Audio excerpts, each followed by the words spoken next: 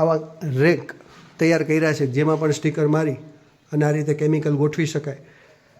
આ હજી કેટલી બધી વસ્તુઓ છે કે જે હજી ઓપન કરવાની પણ બાકી છે.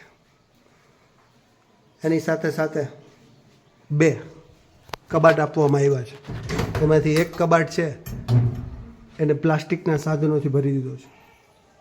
આમાં પણ બહુ બધી વસ્તુઓ છે જે હજી ઓપન કરવાની બાકી છે.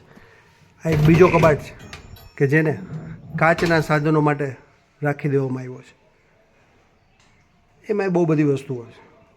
આખી લેબનું આ રીતે સેટઅપ કરેલું છે. તમે જોઈ શકો છો કેટલીક જગ્યાએ કેટલાક લાઇટ બોર્ડની એની જરૂર પડશે તો એ એક્સ્ટ્રા લગાવી દેવાશે.